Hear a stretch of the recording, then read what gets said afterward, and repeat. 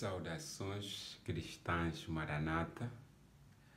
Hoje estaremos falando sobre a grande conspiração.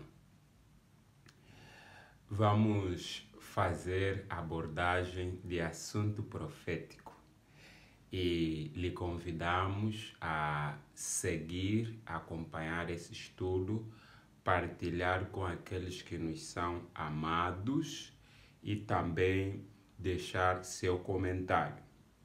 Em Isaías capítulo 8,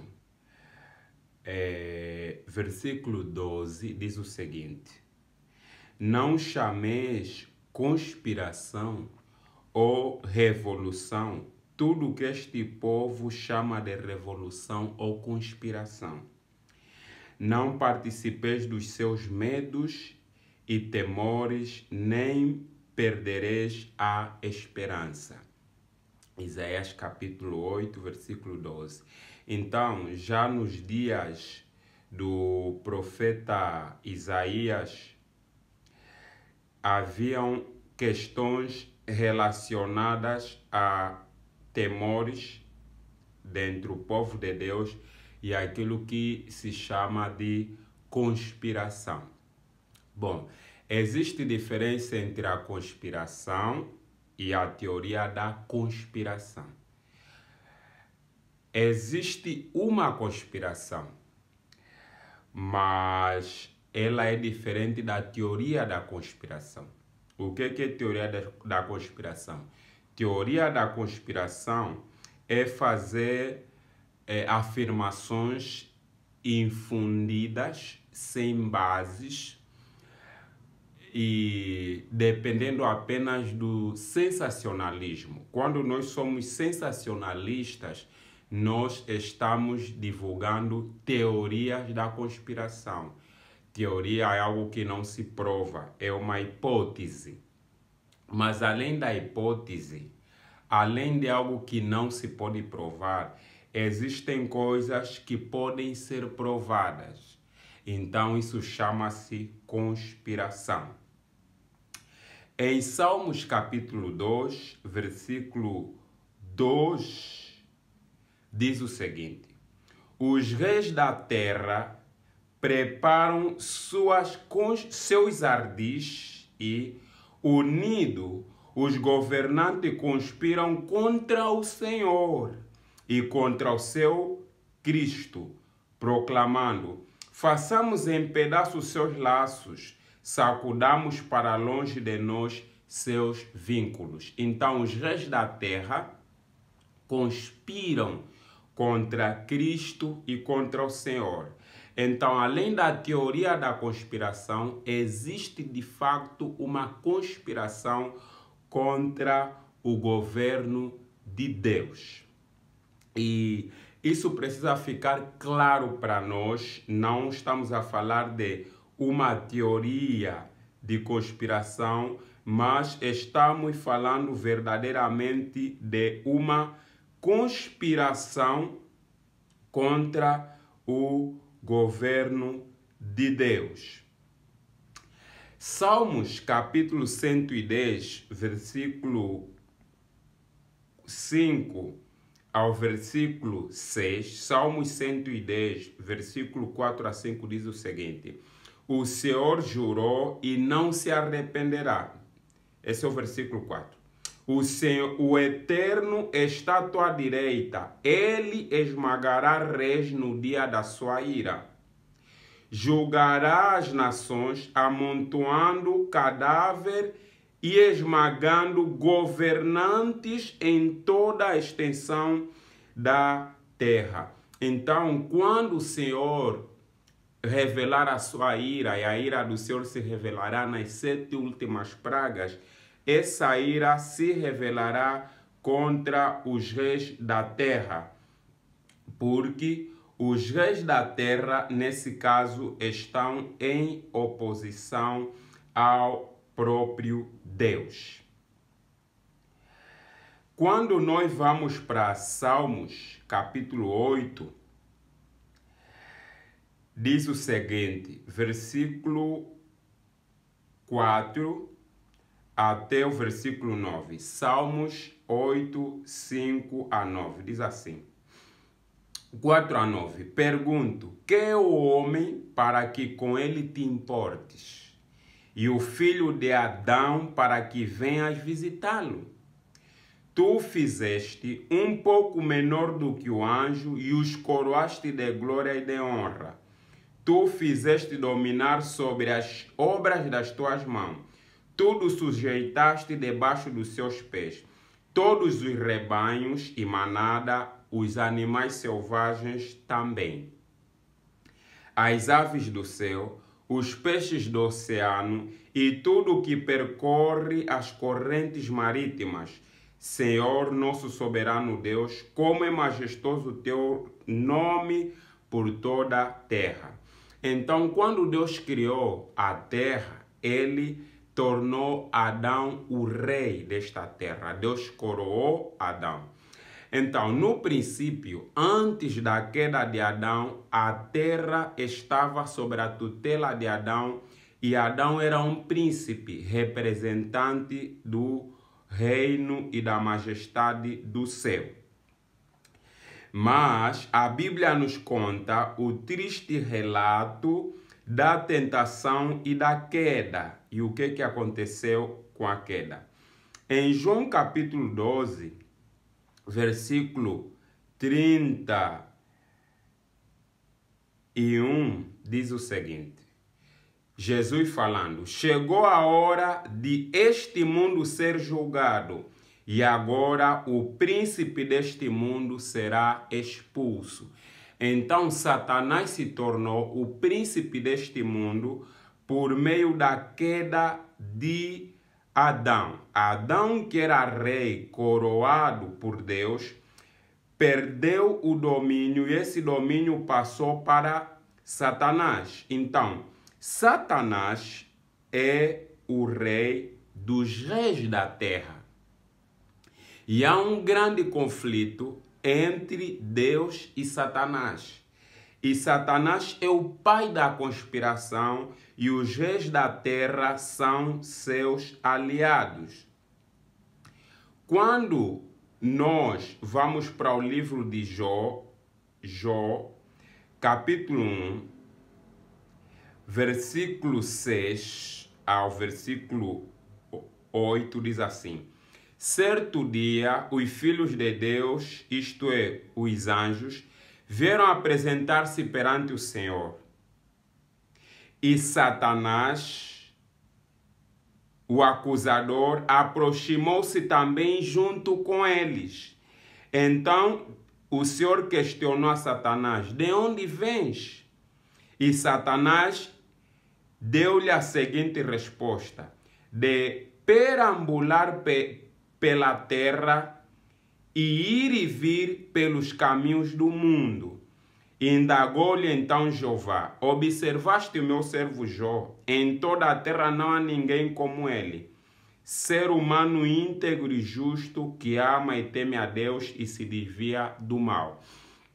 Então, nesse texto, vemos Satanás apresentar-se diante do concílio celestial. Seria Adão a estar presente no concílio, porque todos esses filhos de Deus são representantes de outros mundos criados por Deus que não caíram na tentação. Então, nos concílios celestiais, cada governante representa o território que está sobre a sua tutela. Mas nós não temos representante na terra, porque Satanás se tornou príncipe deste mundo, então ele foi representar a terra. Mas lembra-te que no livro de Salmos, capítulo 110, versículo 4 a 5, a Bíblia nos disse que Deus destruirá os reis da terra. Mas por que Deus destruirá os reis da terra? Quando nós vamos para Mateus capítulo 4, vamos perceber que Satanás, que é o príncipe deste mundo, ele fez aliança com os reis da terra e eles têm uma conspiração contra o céu. Como é que eles chegaram a este patamar? Mateus capítulo 4, versículo 9 a 10 diz o seguinte. Vamos começar do versículo 8 a 10. Tornou o diabo a levá-lo, nesse caso Jesus, agora para um monte muito alto, e mostrou-lhe todos os reinos do mundo em todo o seu resplendor. E propôs a Jesus: tudo isto te darei se prostrado me adorares. Ordenou-lhe então Jesus: vai-te, Satanás, porque está escrito: ao Senhor teu Deus adorarás e só a ele servirás. Então, todos os reis da terra, para que eles tenham domínio na terra, eles tiveram que fazer pacto, tiveram que fazer aliança, tiveram que se tornar adoradores de Satanás. Essa é a condição, essa é as normas nos quais todos os governantes desta terra têm cumprido.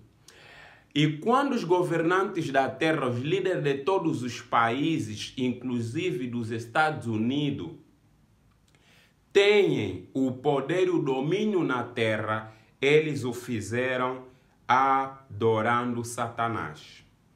Agora, Satanás, para ter domínio sobre a terra, ele precisou de 3 aliados. Ele precisou dominar 3 grandes áreas, que são a área política, a área religiosa e a área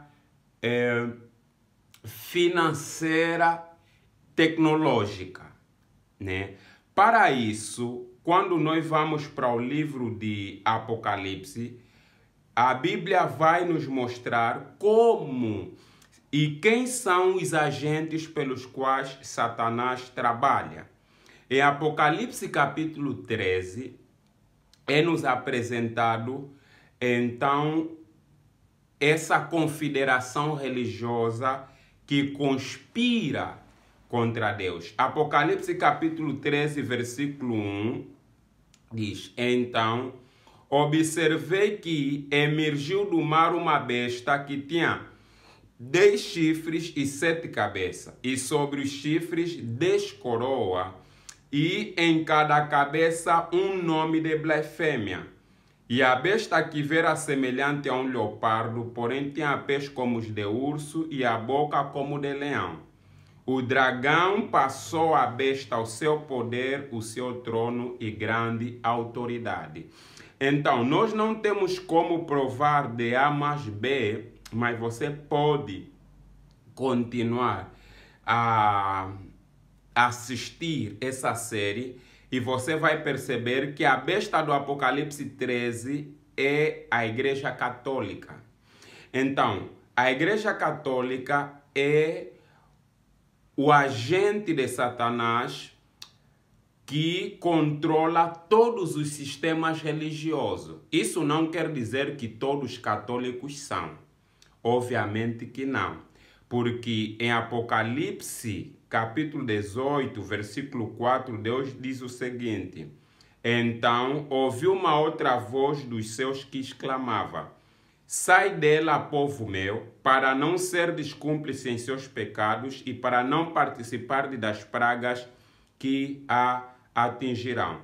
Então, existem dentro da Igreja Católica muita gente que é fiel a Deus e Deus os tem como seu povo. Mas o grande problema não está nos membros normais. O grande problema está na liderança da Igreja Católica.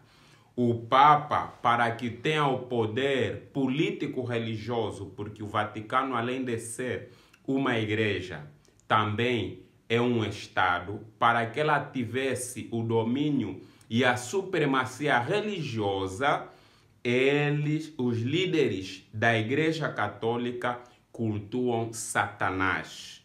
E você pode ver através dos símbolos, há muitas informações com as quais você pode receber.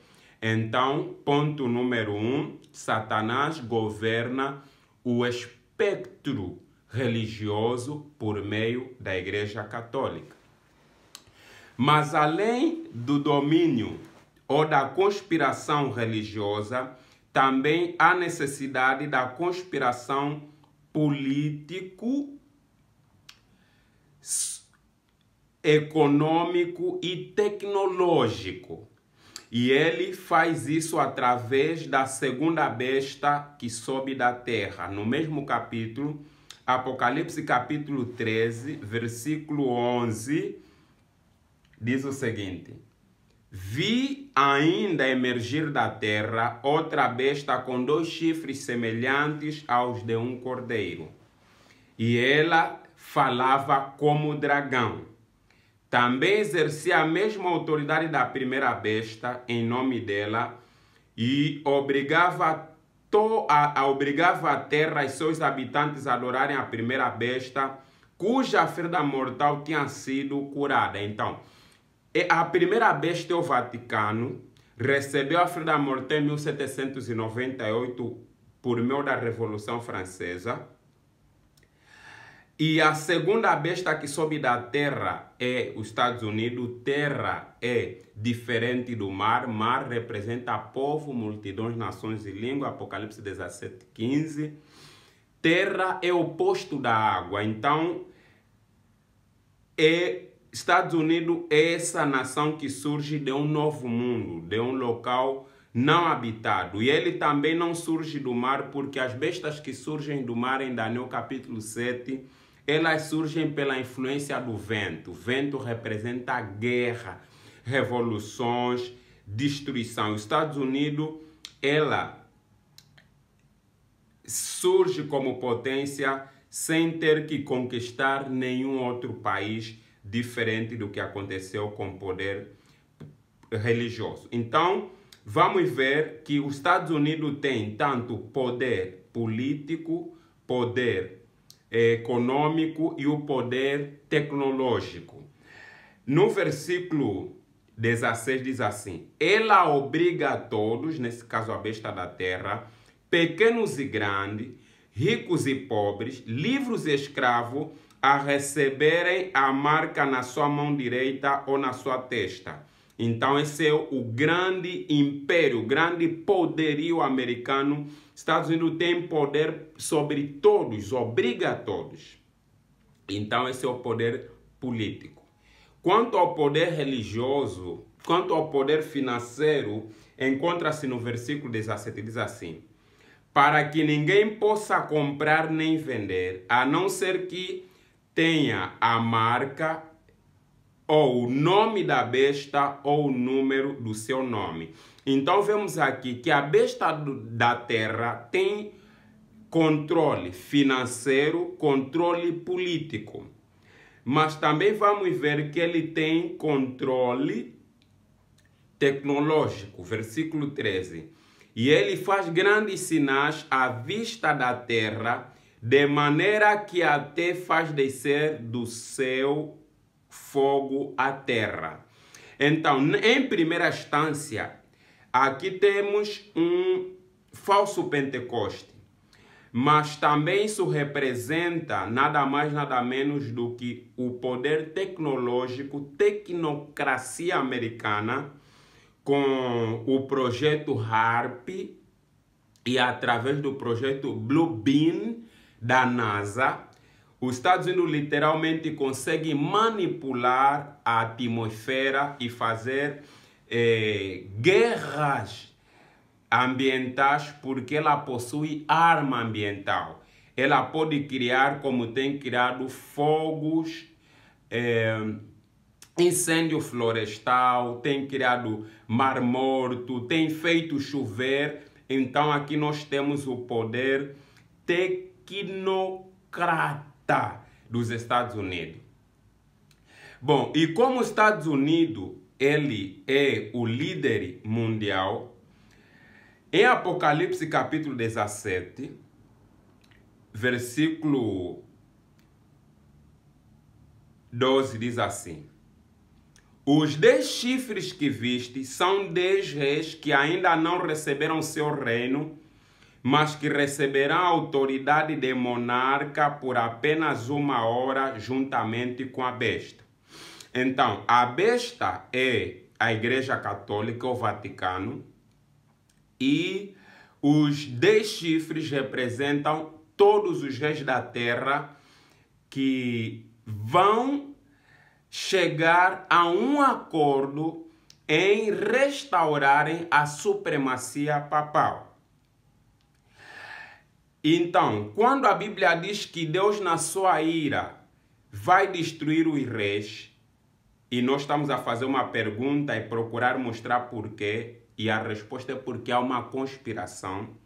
Versículo 14 de Apocalipse 17 diz assim: então os reis da terra combaterão contra o Cordeiro, mas o Cordeiro os vencerá, pois ele é o Senhor dos senhores e o Rei dos reis. E com ele vencerão todos os seus eleitos, chamados e fiéis. Então você consegue ver que todos os reis da terra, de forma oculta, lutam contra Cristo porque eles são aliados de Satanás. Isso não é apenas referente aos líderes europeus ou asiáticos ou do continente americano, também estão nessa lista os líderes do continente africano e de nosso país. Então, eles, através de suas deliberações jurídica e legislativa, eles têm lutado contra Deus, tanto no sentido religioso como no sentido político.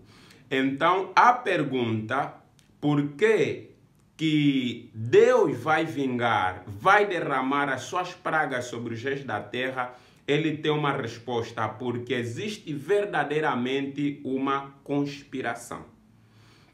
Agora vamos partir para nosso último ponto na nossa introdução. Apocalipse 13, versículo 1, diz o seguinte: então observei que emergiu do mar uma besta que tinha 10 chifres e 7 cabeças, e sobre os chifres 10 coroas, e em cada cabeça um nome de blasfêmia. Nota as características da besta que sobe do mar, que é a Igreja Católica. Durante o período do seu reinado, havia 2 coisas. Primeiro, a besta tem 7 cabeças e 10 chifres. As 7 cabeças têm coroa de blasfêmia, ou seja, as 7 cabeças blasfemam porque são poderes religiosos. Já os 10 chifres não têm blasfêmia porque são poder político. Assim sendo, a Igreja Católica é uma combinação do poder religioso e do poder político. Então, não esqueça esse detalhe. Quando nós vamos para o período em que a Igreja Católica recebe a ferida, então aparece os Estados Unidos. Há uma característica muito importante nos Estados Unidos que precisamos notar para o nosso estudo seguinte. Versículo 13. Vi ainda emergir da terra outra besta com 2 chifres semelhantes aos de um cordeiro, e ela falava como dragão. Note a diferença, que a besta que sobe da terra, ela tem apenas 2 chifres, e os chifres são semelhantes aos de um cordeiro. Então, nos chifres da besta que sobe da terra, não há nomes de blasfêmia. Por quê? Porque aqui é nos apresentado um outro poder. Esse poder é o poder do povo, é o poder popular, é o poder republicano. Chifres são poderes, e esses 2 chifres representam o republicanismo e o protestantismo. Por quê? Porque em Apocalipse 13:11, todos os reis que governaram do ano 538 até 1798 eram católicos. Você precisava ser católico para ser líder na Idade Média.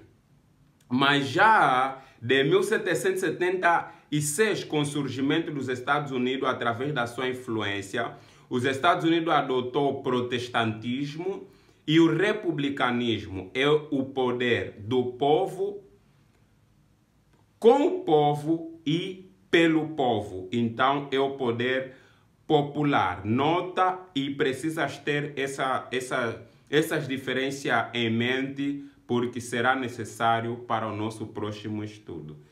Deus abençoe, partilhe o vídeo, deixe seu comentário e estamos juntos até a próxima apresentação.